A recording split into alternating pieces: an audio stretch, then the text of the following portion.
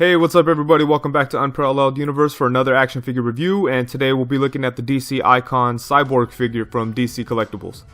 And here's a quick look at the figure in the packaging. You're able to see him very clearly along with all the accessories that he comes with. And then on the back of the package we get a look at some of the other figures that came out at the same time as Cyborg. And I have reviews for Swamp Thing and Deathstroke on my channel. You can go check those guys out. And it also gives some credit to the people that worked on the figure. And you can see that it's sculpted by Paul Harding. That's pretty cool. He's been around since like the Toy Biz Marvel Legends days. It's cool to see him still doing his thing. And yeah, I'm always a fan of the DC Icons packaging. It's collector friendly. You can take the figure out, put it back in, all that cool stuff. Now let's take a look at the articulation. So his head, it could barely move side to side. It's really tight. And it can only tilt just a little bit. It only moves down just about that much. You can't even tell almost. Come up only about that much, so not a lot of movement in the head. And then you've got the torso joint that rotates around. You could get it to tilt a pretty nice amount. Tilt side to side. It twists an okay amount. And along with his ab joint, you could get him to crunch forward. And you could get him to crunch forward about that much. And then you can get him to lean back about that much. And then he has ball jointed shoulders, so his arms can go all the way around. They could come out to the side. Then you've got upper bicep swivel, double jointed elbows. You've got a swivel at the forearm. And then you've got a swivel at the wrist, and then a hinge at the wrist. And then for his legs, they're able to drop down, just like the last couple of DC Icons figures. When you drop it down, you could bring it out about that much. And then you could get it to kick forward about that much. But then his leg kind of starts to kick to the side. As you can see there, it's not straightforward. And then you could only get it to go back about that much. So his legs do not move that far back. And of course he doesn't have the upper thigh swivel. But he does have double jointed knees, as you can see here. But there is no lower leg swivel either. His feet can tilt forward that much. They could come up about that much. And then he's got the ankle rockers that could rock side to side. But there's no kind of foot swivel.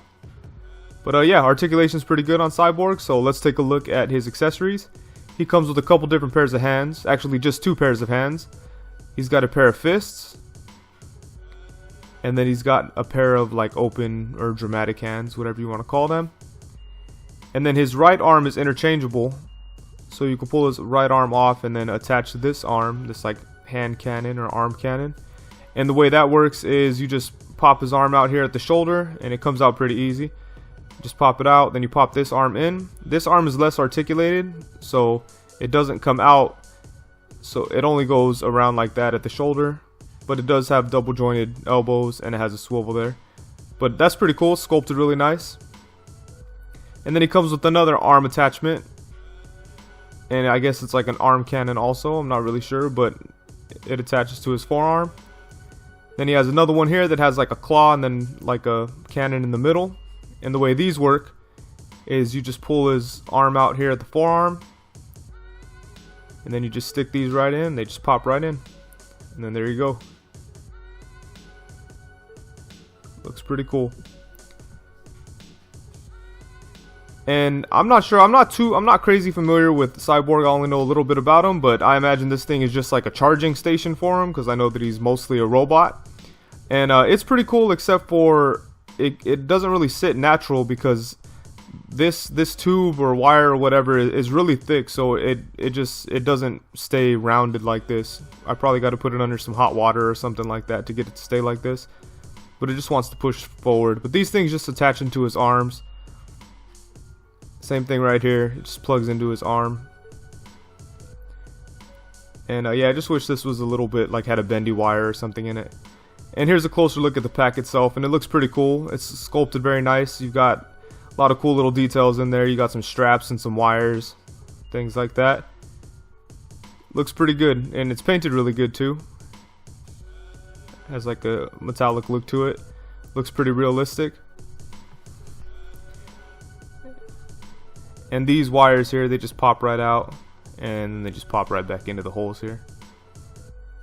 So it's a pretty cool little accessory. And then for some size comparisons, here he is next to Marvel Legends Pizza Spider-Man and Marvel Legends Wonder Man. And then here he is next to DC Icon Swamp Thing and DC Icon's Flash.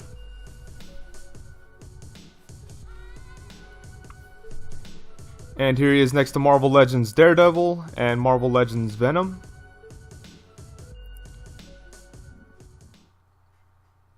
And then here he is next to DC Icon's Deathstroke and DC Icon's Green Arrow. And here's a closer look at the sculpt of the figure. And the sculpting is really nice all the way around. There's a lot of cool details on the whole figure. As you can see here, there's sculpted details everywhere. It looks really nice. His arm attachment looks really good too. Has a lot of little sculpted details in there. On the back of the figure, you got some sculpted details. The whole figure has sculpted little details all over his whole body, so it looks really good. But for paint, it's not so good. Right here, it's a little dirty.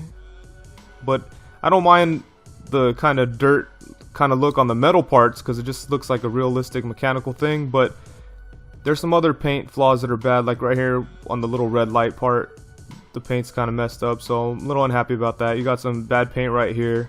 It's obviously not supposed to be light gray in that area, but you got some light gray splashed on there. And yeah, I don't know, the paint doesn't look as crisp as it should, and I don't really mind on the metal parts, but it kind of sucks on the red. I wish that was nicer. And here's a closer look at the head sculpt, and it looks really good too. I like this head sculpt. The face looks cool, and the Cyborg side looks really cool too. But the paint isn't as clean as it should be, but it looks pretty good. So overall, I'm pretty happy with this figure. I think that DC Collectibles did a pretty good job on him. There isn't any really huge flaws or anything. The only thing I wish was a little bit better was the paint job. It gets a little sloppy in some parts. On the mechanical parts, I don't really mind too much because he's mostly a robot, so you could just get away with it. But I really wish that the light on his belt buckle area was cleaner and the paint on his face was cleaner. But other than that, yeah, there's no huge problems with him or anything. The other little flaw I had, the other little gripe I have with him is the bigger wire that comes with this power pack thing. It's really like stiff and it wants to stay straight, so it's kind of hard to pose him with it. I wish it just had like a bendy wire and it was easier to pose, but that's really no big deal. The big strength on Cyborg here is his sculpt. The sculpt is really nice. The sculptor did a really great job on him. There's a lot of really good details on him, so that's really cool. And yeah, he's a really good figure. I'm very happy with him. And he's a DC Icons Deluxe figure, so it costs a little bit more, but he has a little bit more accessories. If you can find him for a good price, it's worth it. But sometimes I think it retails at like 45 bucks or something. I wouldn't pay that. That was a little expensive for me. But I found him for about 34 bucks, and I was okay with that. I thought that was okay. And yeah, so I'm happy I have him. I was never a huge fan of Cyborg or anything. I just never liked his first appearance look. He just kind of looked goofy to me, so I just never looked into him. But he seems like a pretty cool character. I know that he's part of the Teen Titans, and getting him makes me wish that there was more Titans out there, because it's always fun to, complete teams and stuff like that. And I think the only one DC Icons has put out so far is Blue Beetle, I believe. I believe he's from the Teen Titans, but it'd be cool to get a couple more to have them fight Deathstroke. I think that'd be dope. But yeah, this Cyborg's cool. If you're a fan of Cyborg, you'll definitely like this figure. And you could either get him like this, or you could get him in that new Justice League 7-pack. But yeah, it's cool that they gave you the option to buy it like this. So very happy with that, and I'm sure Cyborg fans will be happy with that too. So thank you very much for watching. Please be sure to like, comment, subscribe, and all that cool stuff. And that's it. Thank you very much. Peace.